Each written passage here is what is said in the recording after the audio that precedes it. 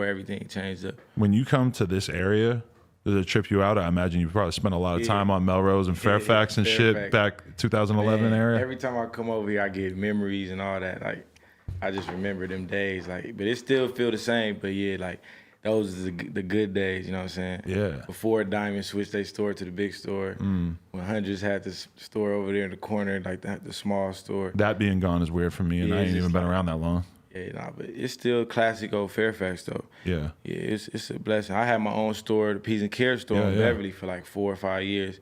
We the building ended up getting like bought out by like a health food store. Oh, word. Which is ironic. It was on Beverly, right by Fairfax? Beverly and Edinburgh. Okay. Yeah, we had a the Peas and Care store. It was open for like 5 years. Okay. It did good too. It was love.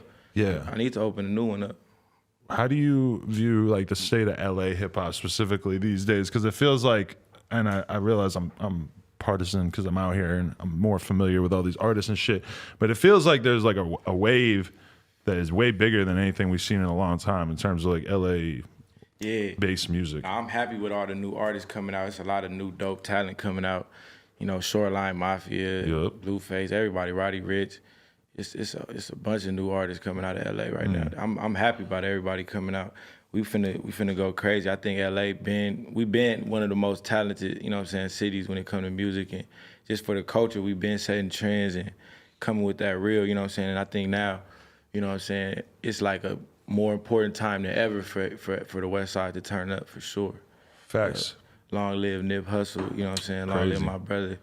You know what I'm saying? Long live Mac Miller. Facts. We got to talk about both of them. Mac Meezy. Well, okay, let's do Mac Miller because I know you were super close with him. Yeah. How did you guys actually meet?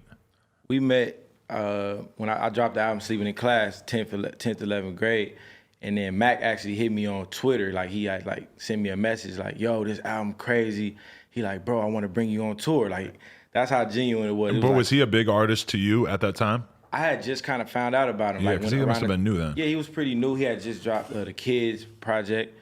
That project was just catching on. He was catching a wave. Like, he was coming up. And he was doing his thing. He was one of those first artists who built a crazy, ridiculously huge fan base off totally, just being direct with the fans. Like, yeah, when you think about that Kids project and shit, and the fact that couldn't even have been on streaming platforms because it had mad unlicensed samples and shit. The early days of the internet when it still, that was the Wild Wild West part 2. Yeah. Like after they figured out about samples and stuff, when everybody could put everything online, but nobody had any way to control like the samples and shit. Yeah. All of a sudden, crazy. Damn, that's crazy. That album was crazy too. Like, he was catching a wave, and he hit me like, yo, I'm doing the West Coast tour. I'm like, yo, that'll be crazy. You know, we just exchanged information on Twitter, and then from there, he brought me on tour for like 2 weeks. That's when I missed 2 weeks of high school, 12th grade. And then that tour was crazy. Like, we killed like 10 shows all up the West Coast. That was like one of my first tours. Really? And then from there, we just like, the energy was so real. Like, our relationship, we just kicked off. It was so like organic, so natural. He like, bro, man, this tour was crazy. He like, I got another tour coming up, you know what I'm saying, in about a few months after I dropped the new album. He like, I want to bring you on tour again. And then by that time, I graduated high school, and then he was doing the Blue Slide Park tour. Right. And that's when he dropped his first album. And he had the biggest independent album, like one of the biggest independent albums of all time. He did like 150,000 sales in his first week independently. And from there, we went on tour. It was 66 shows around the whole United States. Jeez. He brought me on tour. I was gonna go to college. Wow. But I'm like, like Mac got this tour on the table. Like, I gotta pursue this music. Like, everything lining up. That was once in a lifetime. Because I'm like, right I had a deal. I had certain deals, and Rock Nation was like hitting me up, but I didn't know whether I should just go to college. You know what I'm saying? Or should I pursue the music 100%?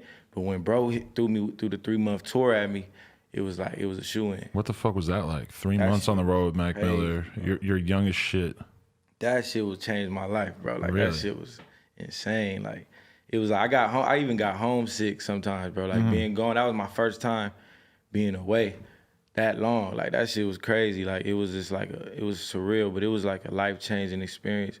We killed 66 shows around the whole U.S. We hit markets that rap. We did one of the first rap shows in South Dakota. Wow. The show we did, they told us, like, they don't even do rap shows, but Mac Miller's show was the first show. I think it was at University of South Dakota.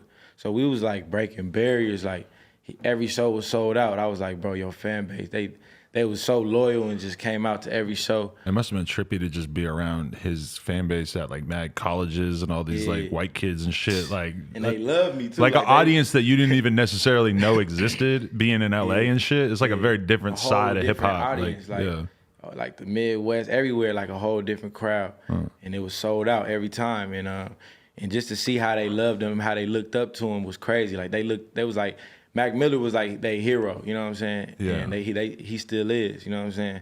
And it was crazy to experience that. And like the way his fan base embraced me was crazy. Like they showed me mad love. It's like my followers just kept going up every show. Every time I hit the stage, it was just love. So, you know, that whole experience was just like, you know, it was crazy. I forever love him for that, you know what I'm saying? That was just like, he know like that was life-changing. That's crazy. Yeah, like we ended up doing that. And from there, he ended up coming back. He moved back to LA, to Studio City. That's when he did the MTV show, the Mac Miller Life MTV show. And we was just in the studio all the time back around that time. That's when Earl started coming through, Schoolboy Q. We all started linking up. And it was just, the rest was history. Did you kind of lose touch with him in terms of like talking on a real consistent basis? Yeah, that's crazy you asked that, because like the last year or so, a year and a half, 2 years, we kind of, you know, lost touch a little bit, but, you know, we was all on our own path, doing our own thing.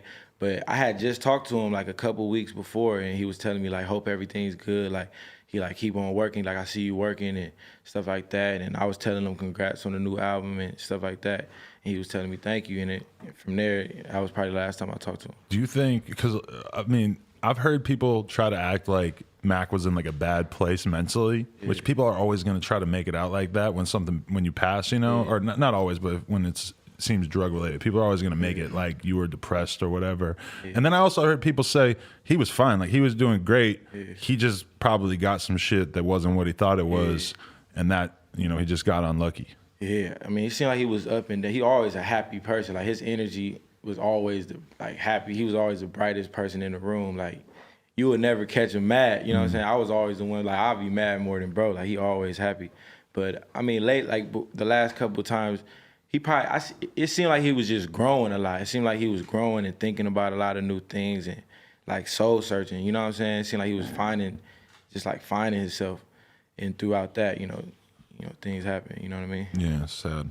You go to the funeral and shit like that? I mean, I think it was a private funeral. Oh, yeah, Mac had a private funeral with his family. Yeah. You still like, I don't know, did you know that the response, like the way that people spoke so positively when he passed, it's actually really only comparable to like somebody like Nipsey, like where it's just a blanket of 100% positivity when they pass. It's kind of crazy when somebody goes out who had that kind of connection with people. They had a like certain respect.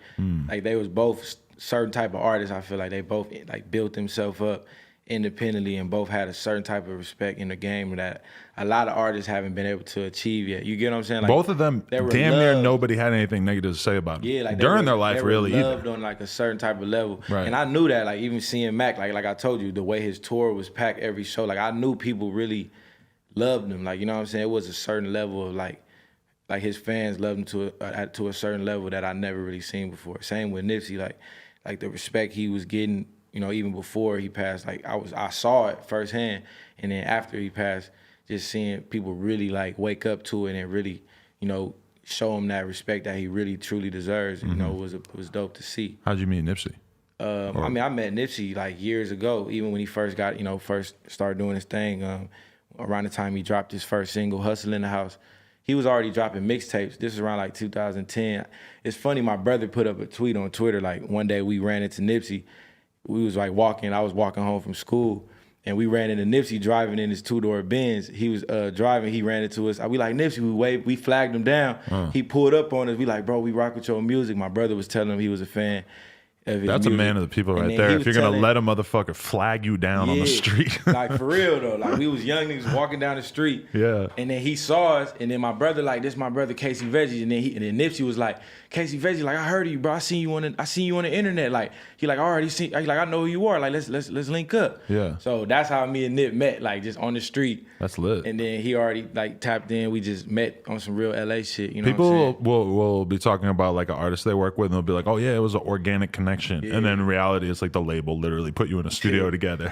Flagging him down in the car, that's an organic connection. That was just like when I was in high school type shit. He was already dropping his mixtapes, doing his thing.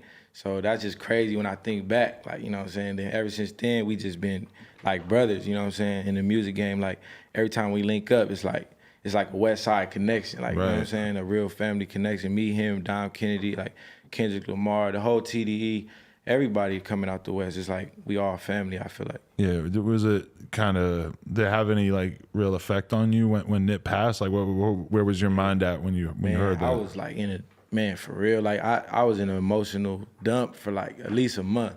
Like we was just sitting back just thinking like what's going on, you know what I'm saying? We didn't know what was going on, like how to really accept it or how to take it, you know what I'm saying? But life is what it is. You just never know, what's gonna hit you. You know what I'm saying? You'll wake up one day and not know, what's coming, but you just gotta stay prayed up, stay blessed. But like, I don't think nobody expected that. You know, same with Mac, nobody expected that. But yeah, with Nip, like with both of them, it broke me down. You know what I'm saying? It pushed my music back. Like I wasn't able to drop no music. Really? It took me like another 8 months to really finish the organic album and drop that. Like, but other than that, I was just like, I was down. You know what I'm saying? For sure. But you just gotta. I went to Nipsey's funeral and just seeing all the people celebrating his life and just scrolling on Twitter, scrolling on Instagram for hours. Like, you know what I'm saying? I still go to his page sometimes, like just check it out. Like I be thinking about, bro, like that shit crazy. He didn't deserve to go like that. Exactly. You know what I'm saying? Like he had a bunch of shit ahead of him and Mac, and a lot of young dudes, man. You know what I'm saying? Shout out to homie Official that just, DJ Official just lost his life in LA. He Grammy-nominated, Grammy-winning producer with DJ Mustard. Yeah. And it's just a lot of young cats losing their life too soon, man, and just doing great things, and it ain't right. You know what I'm saying? Definitely. You never get into the drugs and shit, really? Nah, not really. Like just a little weed here and there. Not really no other drugs like that. Yeah, you seem like you always kind of avoided like a lot of the bad stuff in life. You just have a good head on your shoulders. You think who do you thank for that? Your parents? Yeah, definitely my parents. I always try to be like a little forward thing. I get wild sometimes where I don't really, I don't be caring too much. But I'm not saying you're a fucking angel. I'm sure you haven't lived the life of an angel. But I definitely, people tell me like you got a good head on your shoulders. I ain't no dummy. I ain't never really been a dummy. Always, try to think twice about it, you know what I'm saying? Make the right decisions. Definitely. Is it crazy seeing definitely thank my parents, Big Joe, thank my mom. They're both still around? Yeah, they dope. They super dope. Oh yeah. That's crazy. As long as we're just talking about famous friends of yours, is it crazy to see all the shit that happened to Kendrick? What was it like when you met him? Oh man, Kendrick, I remember when he was K-Dot, he was killing. I knew he was gifted with the rap when I first heard his music. He been grinding at it for a long time, been hungry for it too. So when he blew up, I'm like, he deserved that big time. Like he at the top of the game for sure. He hopped on one of my songs on Sleeping in Class Deluxe. It was crazy. He killed the remix. I did a show, opened up for him back in like 2010.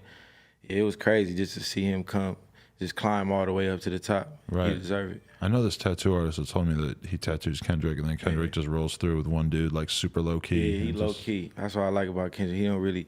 He never been into the fame and all that. He always just did his own thing. Yeah. Definitely.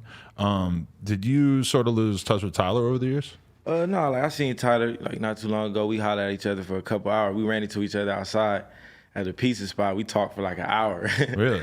Yeah, that's my dog. Like everybody doing their own thing, you know what I'm saying? Everybody got their own life.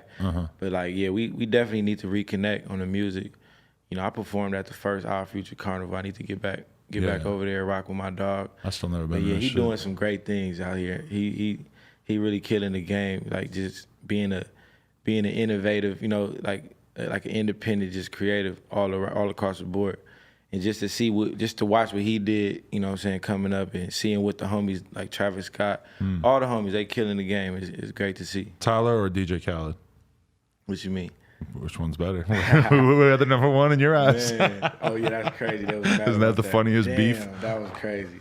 if you're somebody like Tyler, and it's God, I admire the fact that he's. I admire the fact that he's been able to keep his mouth shut about that shit so much, because I would be the first person on Twitter just dying laughing. I would end up looking like the asshole. I'm surprised he ain't respond. Now he respect DJ Khaled, but he don't want to feed into that. But like that video that Khaled made where he was talking about like mysterious music and shit, like I could just imagine Tyler thinking that was crazy. The funniest, craziest shit on earth. Hey, yo, I gotta see that video. I ain't really checked the video. I know he said some crazy Khaled's shit. Like, this is real music from real people for the streets. It's not mysterious music that you never gonna hear anywhere. It's just like dissing Tyler. So it just sounded so crazy. And this is DJ Khaled, who has built his entire brand on positivity, motivation, never hate. Like that. It was so weird, bro. Tyler ain't tripping. That shit just hilarious. He probably laughed at that shit. That's funny.